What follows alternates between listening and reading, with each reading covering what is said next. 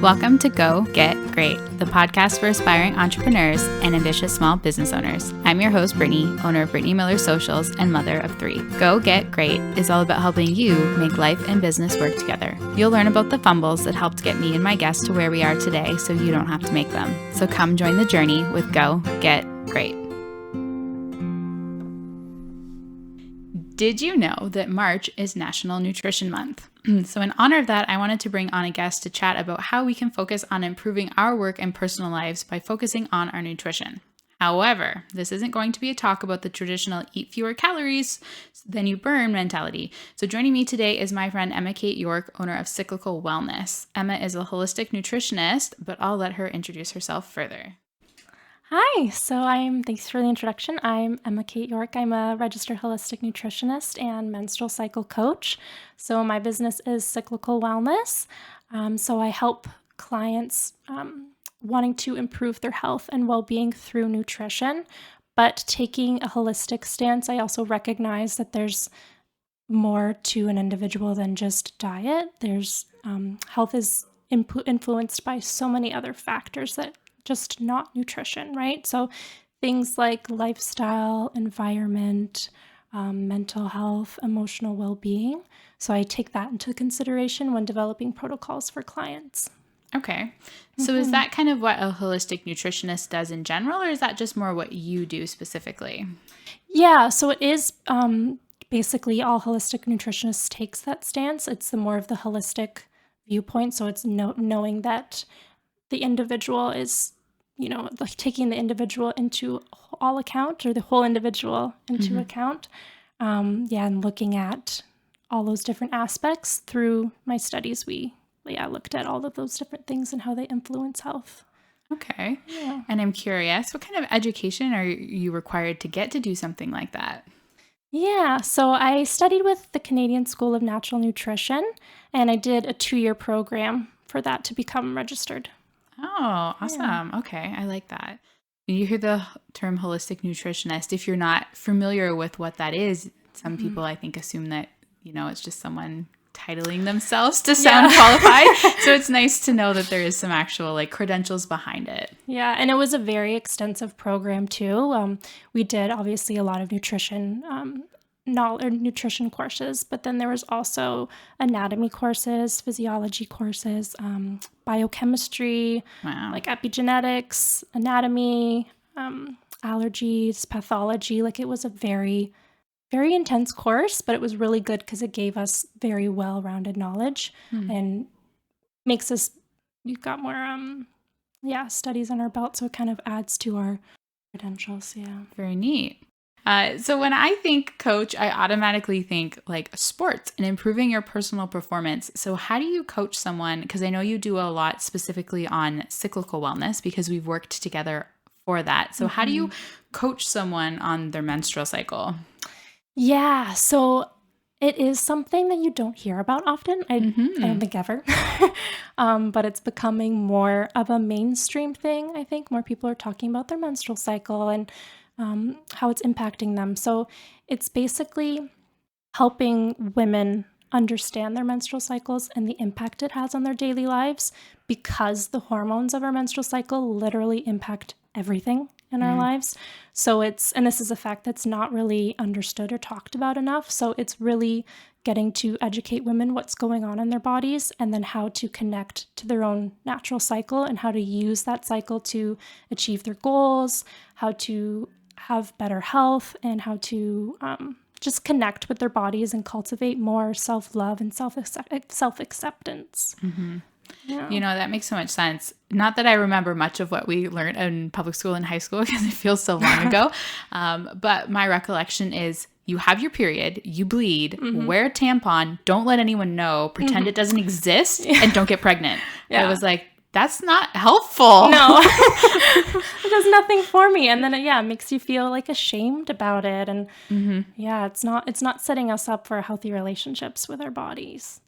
So I'm really trying to shift that narrative and empower women. And I love it because I've been doing a little bit of learning about it. And I really do see now that it does have an impact on everything, which is why it 100% makes sense that a holistic nutritionist would talk about this, because it impacts every aspect of your life. But before we dive a little bit further into that, because I have questions, can you tell me how you got into this? Because this is a very specialized thing that you're studying and helping women with. Yeah, so that's a good question. It was kind of just like a domino effect throughout my journey. So I struggled a lot with my own hormonal imbalances and my own menstrual cycle issues. Like pretty much any symptom in the book, I had it. So I had the terrible PMS, I had the heavy periods, I had the debilitating cramps, the acne, the like crazy mood swings, emotional outbursts. Like it was, just not a good time. And I kind of just dealt with it. And then because it's, that's just what happens as a woman. It's normal. Just deal with it. But I came to realize that it's not normal. So I began kind of digging into the research a little bit more. And I found ways to support myself and to change certain things in my diet or my nutrition. And I started feeling better. And then through that, like getting to know how to support my menstrual cycle through those things, I kind of stumbled upon like menstrual cycle awareness and supporting the phases. So then I dabbled more in that, and I kept noticing improvements. I kept noticing like improvements in so many aspects of my life. I was able to, cater my business to my cycle phases. And I noticed like personal development and personal growth. And it just kind of kept going. And I just kept diving into the research and doing things. And I wanted to become someone that could help others. And that's when I went to school for cycle coaching and just kind of really dove in and learned more and kind of implement it in my business a lot more now too. I love it. Yeah. Okay. So for those women that are listening, how can they self-identify as people that are struggling with hormonal imbalances so they know, hey, I should pay attention and keep listening to the rest of this and maybe I can help some of these awful things go away? What are common symptoms of this?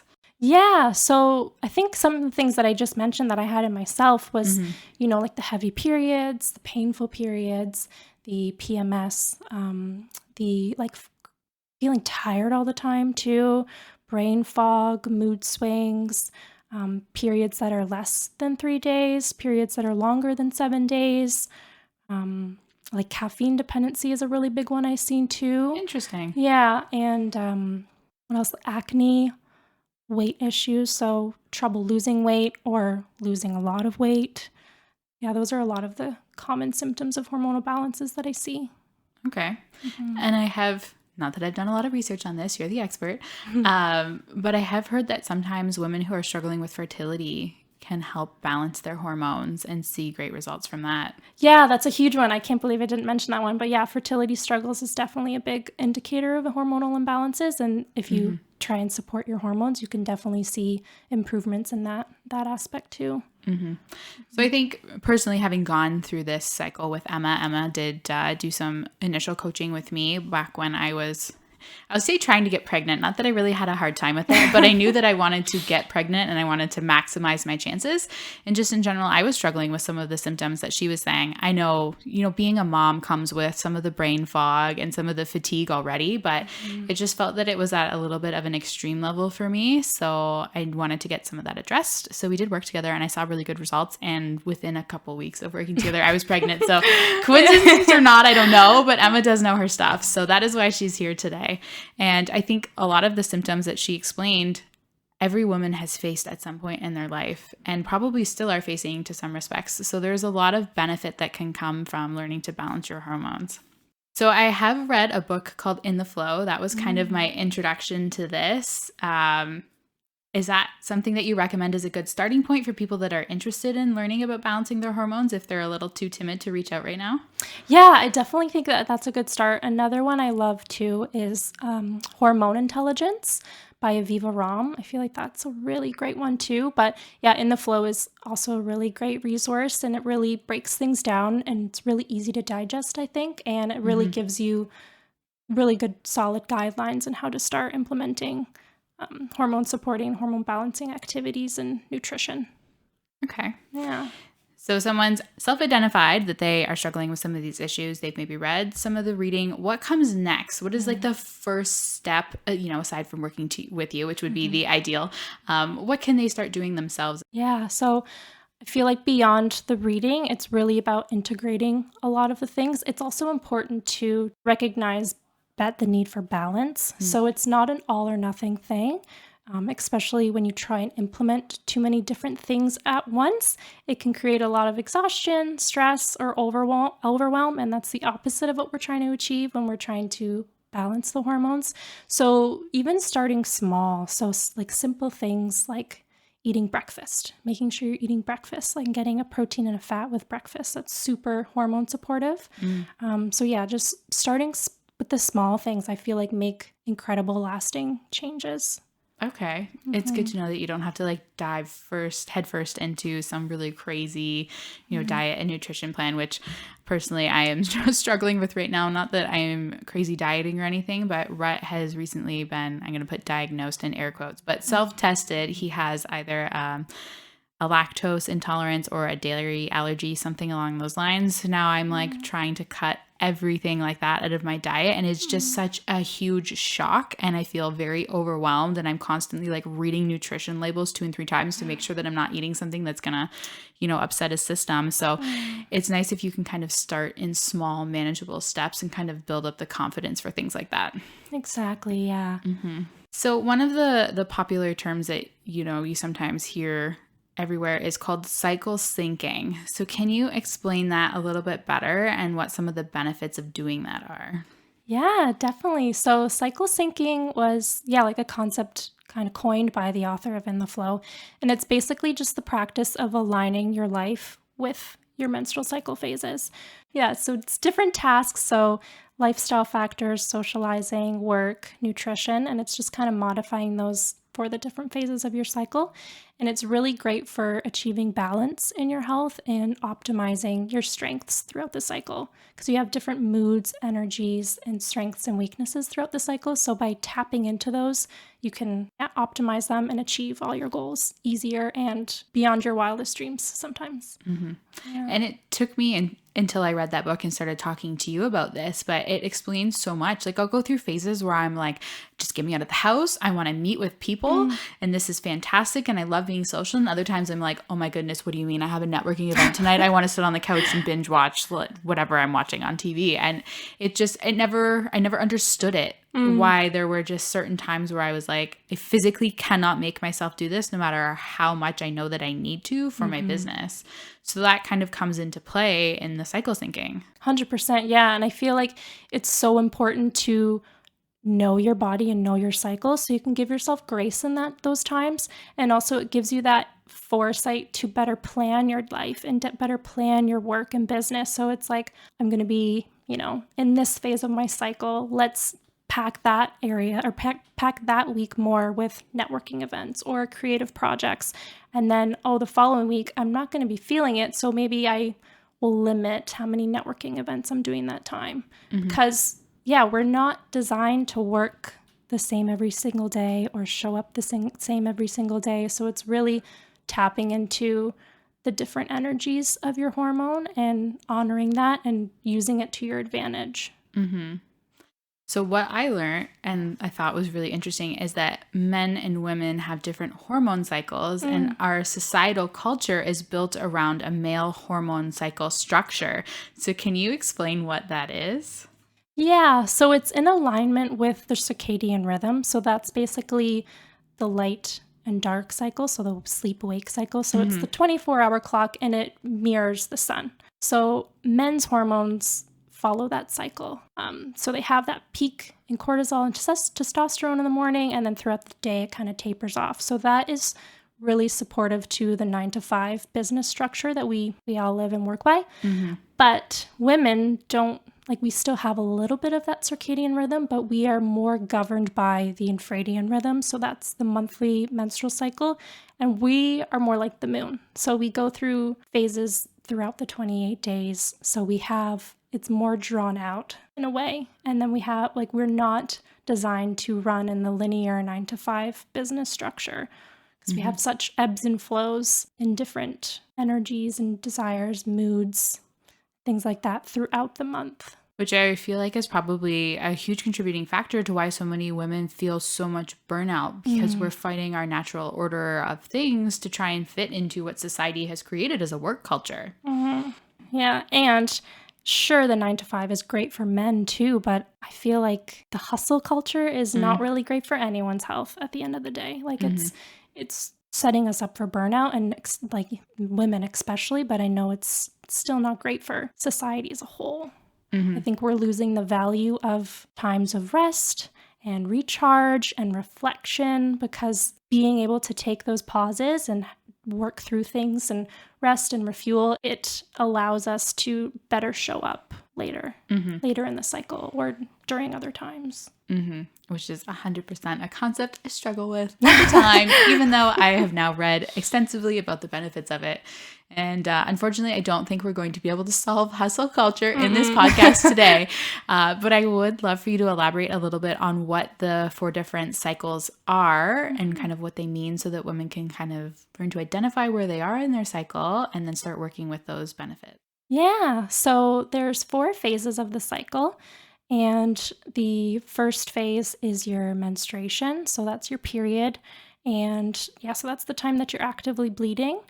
And you'll notice that you're feeling a little fatigued, sleepy. So hormones are naturally at their lowest levels along with energy. So if you feel like being a little burrito blanket, that's normal.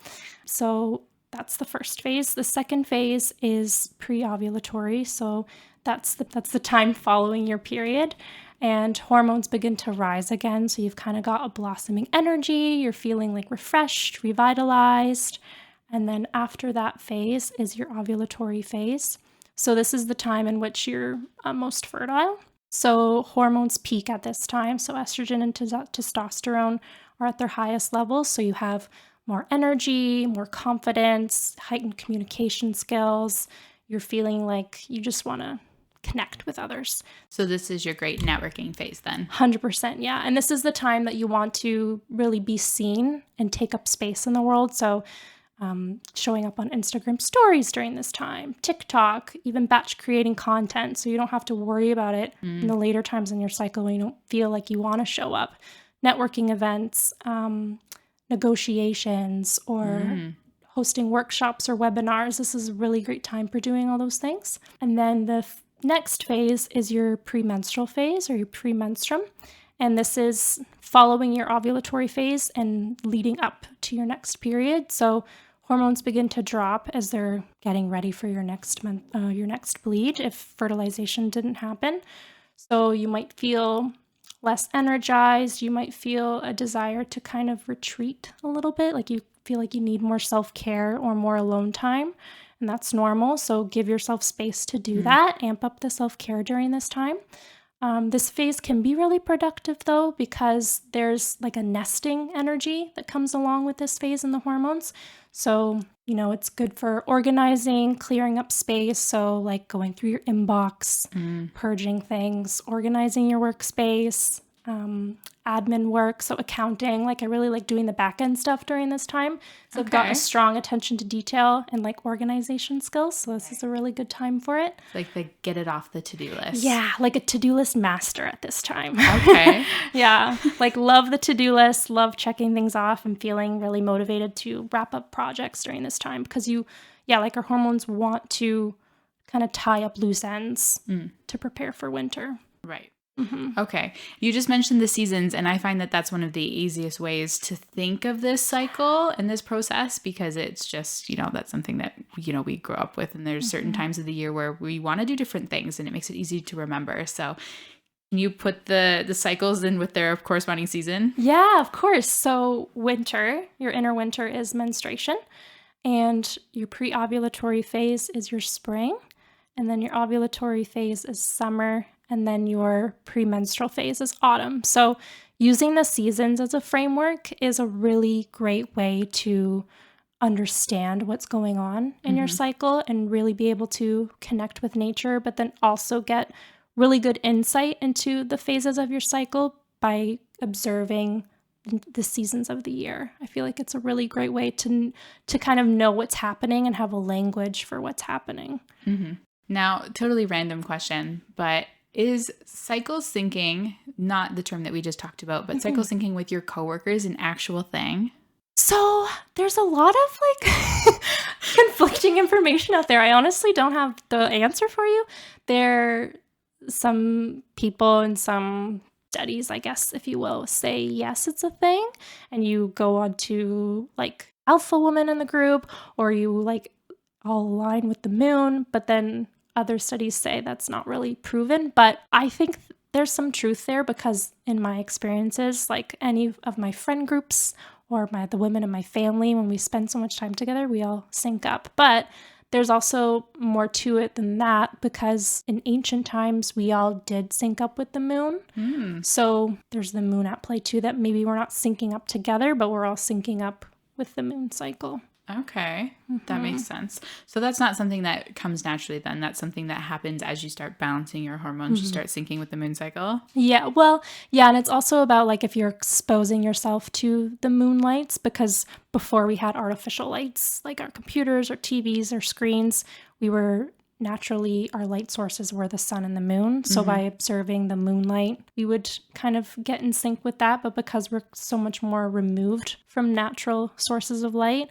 it's kind of disrupted that. So potentially, yeah, if you've balanced things, you could kind of get in alignment with the moon, but there's still more to it than that. Like you'd be, exposing yourself to the moon a little bit more as well, basking in it, I guess. Okay, fair. So for those of you that are listening going, I have no idea what they're talking about, or like, wow, they're out to lunch. Woo-woo. Yeah, I was going to say, I feel that. And you know what? That was me until about a year ago when I started reading and understanding and actually putting some of this stuff into practice for myself. And the more that I tried it, the more that I realized there's obviously a lot of science behind it. I know that. I know that you studied it. It's not some made up thing that you just looked at for 2 years. But there really is benefit to it, and it is something that you can benefit from. So give it a try, even if you're a little bit skeptical. So for those of us that are entrepreneurs like yourself, you own your own business, what can we do to balance our hormones that is going to help our personal life? Yes, but help us at work as well. Yeah, so I feel like the signs and symptoms of hormonal imbalances, like some of the ones we even talked about, it's obviously not going to set you up for success in your business. So by supporting and balancing your hormones, you'll feel way better. You'll increase productivity, creativity. You'll feel more focused, clear. Ideas will come through clearer. So it's so important to keep in mind of supporting your hormones as an entrepreneur because you wear so many hats and you're so busy that it can potentially lead to burnout. So you want to be able to support your hormones to kind of buffer yourself up from that.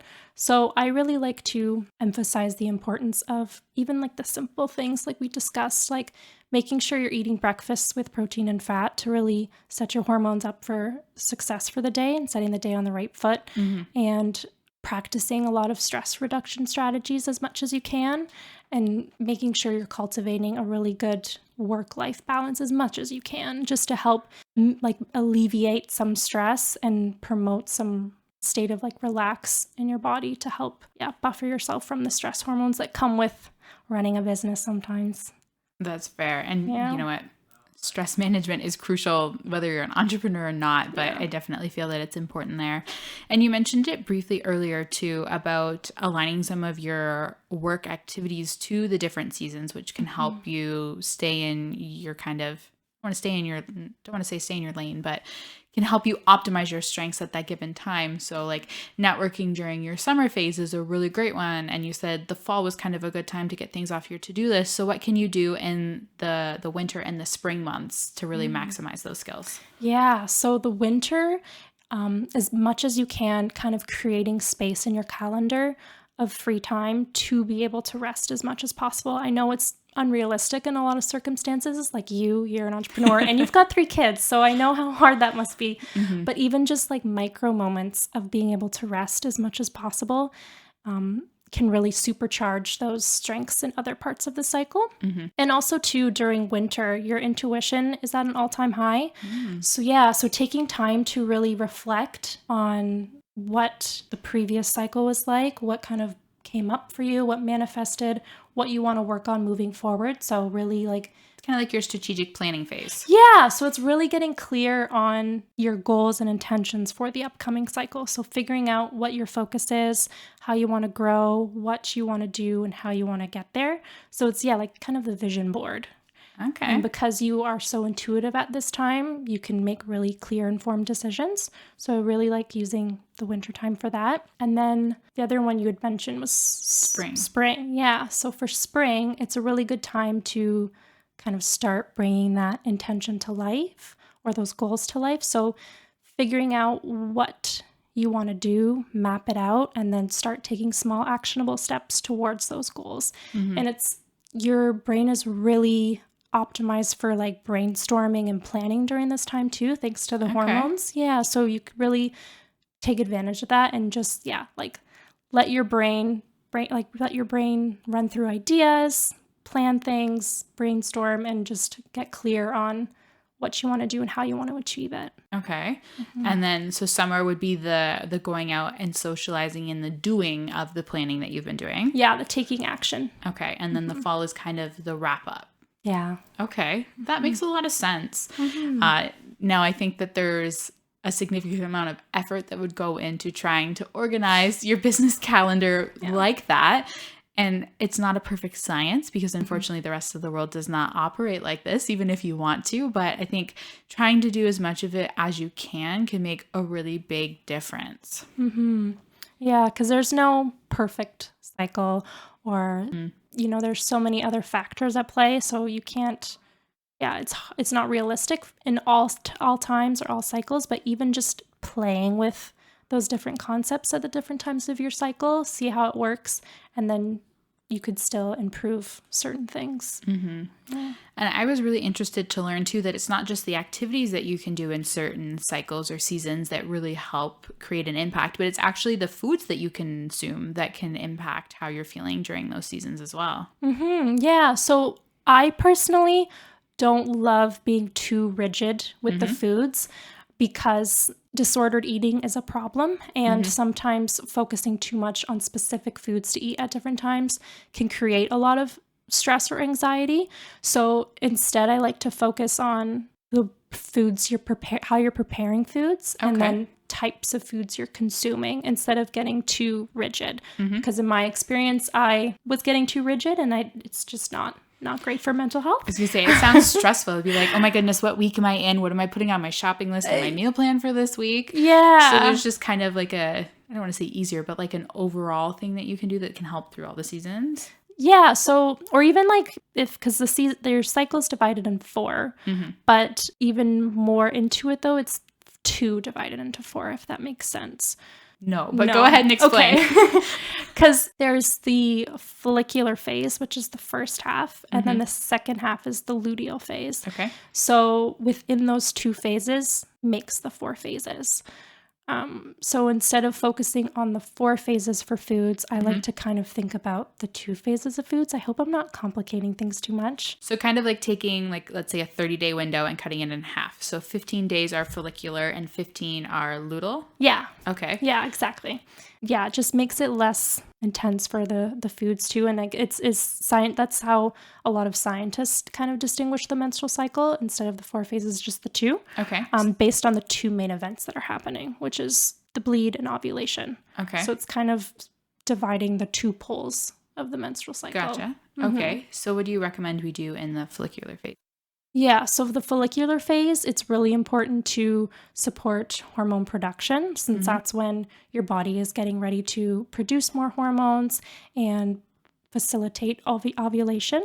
So you want to make sure you're getting a lot of protein and fats, and also digestion is more able to digest foods kind of at this time. So like really bright, colorful veggies, even raw veggies are really good at this time and getting all of those micronutrients.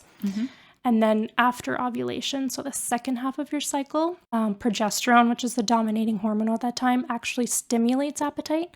So you want to be eating a lot more during that half of the cycle. Interesting. Yeah. And then also you want to focus on more easily digestible foods. So warm cooked foods.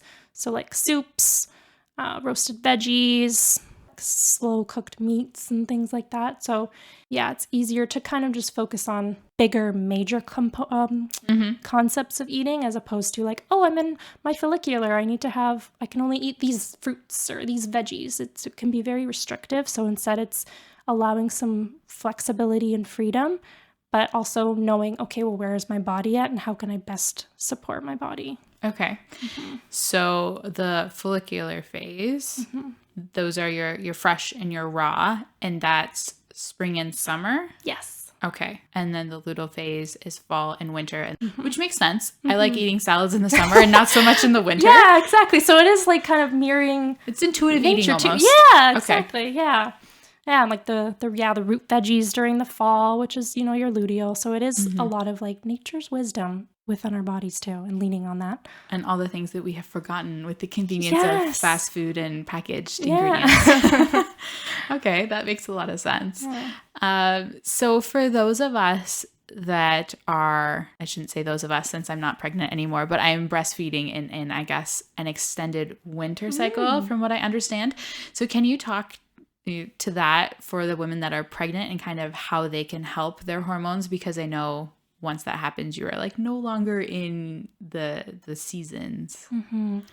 So for pregnant women, they're not in them, they're not following the menstrual cycle seasons per se, but they are still going through a cycle. And I feel like I've heard from some women that certain trimesters of their cycle kind of mirror the seasons in a way too, right? So you can always still lean on that for some support and guidance throughout your pregnancy.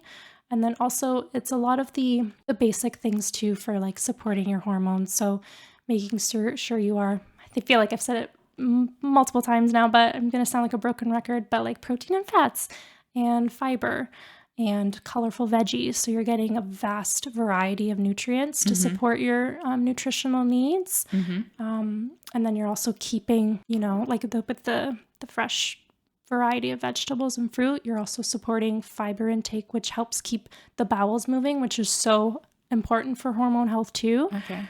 So I feel like those are a lot of key concepts for supporting your hormones. Okay. That kind of makes sense. Again, not that I'm a professional, but from my pregnancy experiences, if I were to try and help other women that were pregnant, I would say the first trimester is kind of like spring. Often you're not feeling super fantastic. And then by the time you get to your second trimester, I would say that's more in line with summer. It's usually where your energy comes back and you want to get out and you do things. You're still feeling really good. You've got a really cute bump, but it's not so big that it's like impeding your ability to put on socks. And then the third trimester, I feel like is fall. It's getting ready for baby, and it's a lot of like crossing things off the to-do list. And also slowing down because you are getting bigger and you're losing energy and you need more sleep as you prepare to welcome someone new into the world. And I guess that makes sense that, the postpartum recovery phase is winter.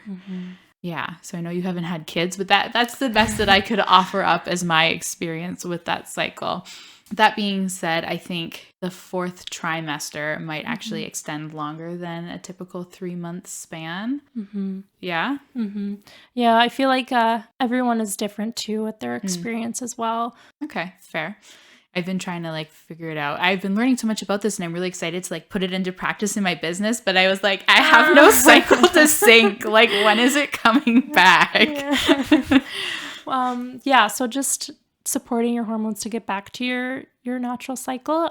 Breastfeeding affects that too, because when you're breastfeeding, there's hormones that are kind of preventing that uterine lining to start building for another menstrual cycle. But to get a little woo-woo again. Love it. Let's go. Yeah, I love it. You can also chart with the moon. Okay. So you can figure out where the moon is at in its cycle and then lean on that energy and start using the moon's energy and cycle to start facilitating your own cycle syncing. Okay. Yeah. Interesting. So not to put you on the spot, and if you don't know, that's okay. So this episode's going to come out next week. So we're looking at the end of March, like the 28th. So what moon cycle would be in at that point if people wanted to kind of get an idea of that after listening to this? Okay. I know we had recently just went through a new moon. So I feel like we'll be closer to around a full moon. Okay. Don't quote me on this. I usually have it in my calendar, but I don't think I posted this month's and next month's, but I think we'll be around a full moon. Don't hate on me if I'm wrong, but... I was going to say, or the other thing is they can find you on Instagram at... Yeah. Oh, Cyclical Wellness. Okay, perfect. So maybe sometime around when this is going up, you could post something about the moon cycles. Hey guys, it's in this phase. Yeah. Okay. Yeah. So that would be cool. So if we were in a new moon phase, what does that mean for us? So the new moon is the winter, essentially. Okay. It's that phase. So it's the kind of retreating from the world. It's catering to the internal world. So being very intuitive and kind of visioning for the next cycle. And then, so it's the contraction, I guess. And then the full moon is more like the summer. So full bloom, the moon wants to be seen. It's expansive. So yeah, putting energy out there and taking action. So the moon cycles are typically like 28 to 30 days then? Yeah. Okay. So they do very closely mirror. Yeah. Okay. Pretty cool, eh? So many things you learn. Where was this in high school? I know. It's so frustrating. It's like, okay, but at least, now we're educating a new generation. So we implement what we know now that we know it. And, hopefully we help our kids go through all of these things. Yeah. I remember this wasn't my personal pregnancy experience, but my mom has shared her experience with me. And it was my grandma telling my mom, oh, you've had a visitor now, so now you're a woman. She's like, what does that even mean? What do you mean I've had a visitor? I was like, okay, note to self, don't do that with my children because I don't even know. So like, obviously my sex ed education came from the school, and like my mom talked about it a little bit more around the house, but it's still one of those topics that we're not comfortable talking about. Yeah. So I feel like there's just so much misinformation out there in general, but also the comfort level for us isn't there to be like, I am bleeding and it's really pink today. What does that mean? Because even within your bleeds, so I've been learning, you can learn a lot about what hormones are out of balance and how you can help support those hormones. Yeah? Yeah, there's this kind of a emerging science behind that too, like getting to know the different colors and what it means. So I'm starting to dabble in that a little bit too. I'm not 100% on the different ones, but get back to me and I'll let you know more about that stuff. Okay. Yeah. So I like to note it. And obviously Talia is 3. So we are a long ways away from needing to have that conversation with her. But for other moms that are out there that have teenagers and are listening, is it too early to help them start syncing their cycles to kind of live in more alignment and optimization? Like with the kids? Yeah, I feel like there's so much value there.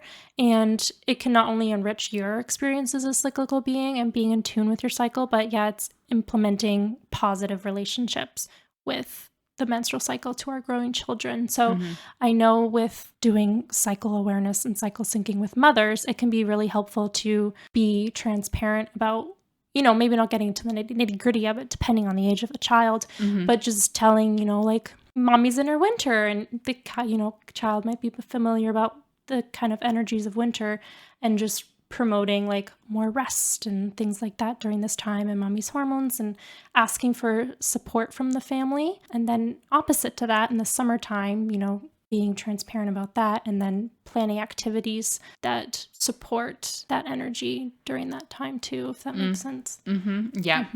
I can 100% imagine it being easier to mentally motivate myself to pack 3 children up for a full day trip in my summer phase compared to my winter phase. Okay, so we've talked a lot about hormones for women and women that are pregnant and like breastfeeding and things like that, but what about our male listeners? Is there things that they can do? Can men balance their hormones? Yeah, so men can have hormonal imbalance as well, especially with like the stress hormones too. They can be prone to testosterone imbalances as well, so they can definitely take steps to improve their hormone health as well. So what would their symptoms be? Yeah, that's a good question. So there's like hair loss and hair thinning. Yeah, there's also things like cold hands and cold feet, weight issues again, so trouble losing weight, or they're losing weight at an excessive rate, digestive issues, again, infertility issues too, or impotence. yeah, like mood swings too. So those are good indicators. Similar symptoms to women. They just don't get the menstrual cycle, because this is what I love too about the menstrual cycle is it's like a monthly hormone checkup for us. So when issues kind of arise with our menstrual cycle, it's the check engine light, right? It's like, okay, something is wrong. There's an imbalance here, and it gives us an indicator to investigate. Whereas men don't get that monthly hormone checkup, so they really have to be in tune with what's going on in other ways. So there's potential for imbalances to go unaddressed or unnoticed. So we'll come back to a second how men can balance their hormones, but I really wanted to point out something that you just said. So our period is like our check engine light. Is telling us that there's something wrong, and what education has not given us is the tools to understand what it's telling us so that we can make those corrections. So I do hope that at the end of the episode, you guys will reach out to Emma or do some of your own research, because there really is a lot of benefit to this. Okay, but back to men. So how can men balance their hormones? Yeah. So again, like stress reduction techniques. If they are experiencing a lot of like severe hormonal imbalances, it is worth getting hormones tested, just like women, just to make sure. Making sure they're getting, breakfast, protein and fats throughout the day, fiber, and they're meeting their like macronutrient needs and their micronutrient needs. So eating a diverse diet with a lot of whole-based nutrient-dense plant foods. So making sure, they're getting other nutrients. Those are, probably the biggest way. Balanced meals. So fun question for you. Shoot. If you are a wife or a sister or a girlfriend of a gentleman that is struggling with some of these issues and you've identified them, how do you bring it up to your partner to have them kind of talk about this? Because I feel like there's probably going to be a very solid wall for men not willing to admit that there's a problem. Yeah. I feel like that is a common man problem too. They don't. Yep. Yeah. And they don't want to listen or recognize that anything's wrong, and they have a hard time taking the steps to make corrections. So it can be very, very difficult. It's a really good question. That's okay. I wasn't really expecting you to have an answer. Just wanted to address it for the women out there going, that's my husband. Be like, yeah. And there's probably some things that we can do to help. But I feel like anything, like, hey, honey, can you do the laundry is almost one of those topics that you have to tread water with. So. I know. In your personal experience, because you do this for a living, how is your husband with all of this? Does he like balance his hormones and like support you in everything that way too? So he is fantastic with supporting me, and he is so observant about where I'm at. Like he is on it. Like he's like, oh, you're in your spring or you're in your autumn, just by like, he's so in tune with my different qualities throughout the cycle that he's really picked it up. And sometimes he even, notices things more than I do, like, or at least has in the past. And he's just so understanding and so supportive, and like, oh, you're in your, this phase, let's do this stuff together, like these self-care practices. And so he's really great that way. I have struggled with him though, to get him on board with like hormone balancing things. Okay. Like, he has quite a lot of vices that I'm trying to like, honey, let's pull back on those a little bit. He's gotten a lot better, but he still dabbles in less than desirable things. It's a work in progress, yeah, like anything. Exactly, right? But no, he's great. And at least he's more mindful about it though. Like he's like, yeah, I know I'm going to eat my dessert before my dinner, but I don't care because I want to. And it's like, okay, well, at least you know what you're doing. It's like the definition of being an adult, knowing that you should do something, but then not doing it because you want to do something else. Yeah. Okay, that's fair. But I feel like it's nice to know that there are men out there that can be supportive of these things and that are willing to kind of make some of those changes. So all hope is not lost, ladies. We will get there. And the first step, I think, is just bringing awareness to it. Yeah. And I think too, I've communicated like, where I'm at, and use the seasons as a really helpful framework and language to use, so it can click with him. And then also like is sharing the benefits that come to me and us as a couple when I can support my hormones through the phases. And I feel like that really helped solidify the importance of it for him. So he's like, okay, yeah, if, she's in her autumn and she doesn't feel like being hounded with 1,000,001 questions about this certain topic, I'm going to lay off for a couple weeks and come back to her, and she's going to feel less irritated and more happy. And, just little things like that. Okay. So obviously it impacts life and it impacts work. Are there different things that you can do in your relationship in different seasons that are going to be beneficial? Yes. Yeah. So okay. Tell me more. Yeah. So you could tap into the different seasons of the cycle too. So like, the winter phase, it's a really good time for, sometimes it's good to just be alone, but other times it's really good to just take time and snuggle up on the couch together and watch Netflix and just do those types of cozy indoor low energy activities. And then in the spring, it's really fun for like trying out new date ideas, like doing new things and like going out and having fun together and being playful, because during that spring phase, there is such like a playful, youthful energy. So really leaning into that and making time to do like different fun activities together. And that could be like, out of the bedroom or in the bedroom. Okay, I was going to ask. I was like, I don't know if she's comfortable with this, but now I'm curious. Yeah, no, nothing is off limits. So so in all aspects of a relationship, you could do different date ideas, or you can try new things in the bedroom. This is a really great time for that. Okay. And especially because you've got that increased libido, because that estrogen is coming online again. Okay. Yeah, so that's a really good time for doing that. And then your summer, obviously your libido is like off the chart, so take advantage of that too. Okay.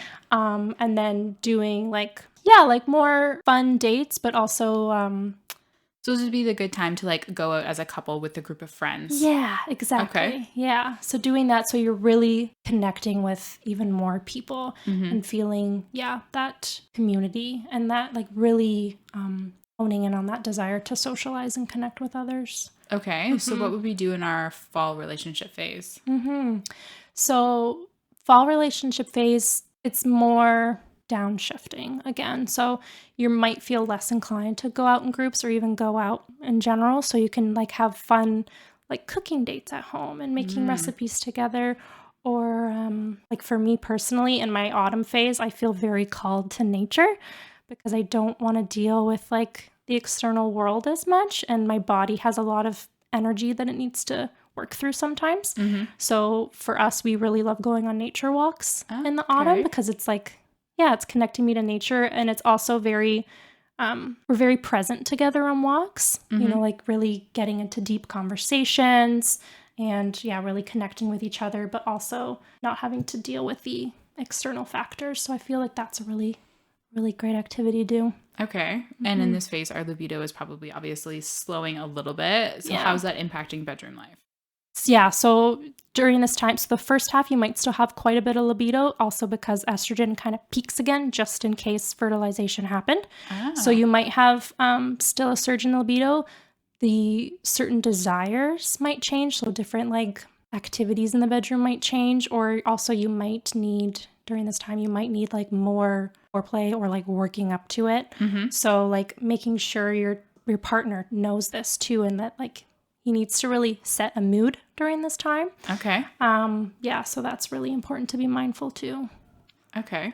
And then we talked a little bit about the winter, but not in the bedroom. So some women are like, yes, let's do it all seasons. And some women are not so much. So so everyone's different. And I feel like everyone's cycle is different too, depending on how you feel. Sometimes for women, because of that increased blood flow to that region, it's heightened sensitivity. So it can be really like, enjoyable time. Maybe orgasms might come easier to some women are like, no, don't even touch me. I want to be alone. So honor what you feel you need. And by the way, period sex, there's nothing unhealthy about it or unsanitary about it. It's fine. Do it if it makes you feel good. Just like maybe bring a towel. Yeah. So so for the winter phase, that's a little bit more subjective to each woman, I feel like, but it can be still, a time to still enjoy your sex life. But if not, that's cool. Just snuggle up. That's fair. Yeah. Anyway, I think that helps a lot of women. And I think it would help a lot of men if we could communicate this with them. Yeah. Because there are times where we're just like, no. And I feel like they take it super personally. I know. Even though it has literally nothing nothing to do with personal. them. Yeah. It's like, we still love you, but like, not tonight. Yeah. Exactly. Yeah. Because we have hormones that are dictating how we feel and how turned on we are. And I feel like it's important too. Like, this is another good way to communicate it to your partner of the importance of being supported throughout the cycle. Because if the partner is supporting the woman during their winter and the woman has, that support, that systems of support in place. So like, he's taking the reins on cooking and cleaning, or at least helping out a little bit more and giving her the time to rest, then when her spring rolls around, she's going to feel good because she was rested. So she's going to be like so grateful and thankful to you for giving her that time and space. And then her hormones are going to have a better jump back because she gave herself that time and space. But she's going to be, like ready to go. So like, men, if you want more like sex, you want a better sex life, let her rest during her bleed. Help her out. There you go. And ladies, if you're listening to this and you know that sending this podcast to your husband is not going to encourage them to hit play, then you can be like, okay, honey, I need you to do the dishes for a week. And then I'll thank you for it next week. Yeah. Just trust me on this one. So there you go. You can encourage them to do more housework. Yes. And rest. I love this. This is amazing. Okay. I feel like this is a topic, especially the bedroom side of it, that we could do a full episode on. Yeah. Yeah. So if you guys have questions as you're listening to this, then feel free to send them to me in an Instagram message, and maybe we'll just do a Q&A episode in a little while and answer people's questions, because I think this is a really huge topic for people. And if you have just in general hormone questions, you're welcome to reach out to Emma. I'm not going to be able to help you with those ones. And we will wrap up in a second. But before we go, one last question for you. What are some of your go-to hormone balancing snacks? Is this something that's really individual to the person and it depends, or are there some general recommendations you can give us for any time in our seasons? So it can be individualized based on certain like some people have sensitivities to different things. So and different needs or requirements. So there can be it can be a little individualized, but there are some general guidelines I like to offer. So, making sure with your snacks, you're getting some snacks that aren't going to spike your blood sugar and you're getting some protein and fat. So some of my favorites, I really enjoy like apple slices with almond butter. I also really like rice cakes with avocado or guacamole. Ooh, I really like dates and sunflower seed butter too. That one's like, I feel like it's a luxury when I eat that one because it's like got the sweetness from the dates, but like the creaminess of the sunflower seed butter. Where do you find that? Because I've never seen that before. No? Ooh, it's at Superstore. Okay. Yeah, so it's in like the healthier organic aisles. It's by like the almond butter and some of the cereals and stuff, but it's really good. And it's a great alternative to like when you eventually send your kids to school, because there needs to be nut-free butters, right? So sunflower seed butter is completely safe to send kids to school with. So that's a really great option. What else do I like? Oh, like just mixed nuts, like trail mix is really nice. And like fruit, I really enjoy too. Sometimes I also make like protein energy balls or bars, so that like the ingredients of that kind of change based on where I'm at or what I'm feeling. So I do a lot of those. You had a really good protein ball recipe. It's like apple and oats and yeah, it is like my go-to favorite all of the time. So for those of you that are interested in kind of helping with the nutritional piece of things, I would highly encourage you to visit Emma's website, and I'll ask her to tell it to you in a second, but you can sign up to her email list, and she sends out newsletters periodically, and there's always a recipe that's included. There's some really great examples there. And I know at one point she did a seasonal cookbook. I don't know if she's bringing those back, but I loved it. There was so much pumpkin and squash. It was amazing. Thanks. Yeah, I might bring those back. Yeah, if the listeners want them, let me know, and I'll bring those back. Yeah. And what's your website? So it's cyclicalwellness.com. So that's cyclicalwellness.com. Okay. And one more time, just in case they didn't pay attention earlier, on Instagram. Yes. So it's at Cyclical Wellness. So yeah, CyclicalWellness. Yes, she's got some really fun content. You should definitely give her a follow. She did the seasons and New Girl memes. She's been working on that one lately, which is really fun to watch. So if you are a New Girls fan, then definitely check that one out. That was fun to make. I love New Girl. Yeah, she does lots of really fun content. So thank you so much for joining us today. And like I said, if you guys do have questions, you know how to get a hold of both of us now. And if you are interested in a Q&A episode, then send us your Qs and we will do the As. Yeah, thanks for having me. This was fun. You are welcome. All right, until next time, guys. Thank you so much for tuning in to Go Get Great. I hope you found some useful tips and tricks that can help you make life and business work together. If what I said resonates with you, please share it on social media and don't forget to tag @Brittany Miller Socials so that I can celebrate you for taking those first steps towards achieving greatness. Remember, success doesn't happen overnight. It takes dedication, hard work, and a lot of spirit. So don't be afraid to dream big and go after what you want. Keep striving for greatness. You get closer with every step forward, no matter how small they may seem. Until next time, go get great.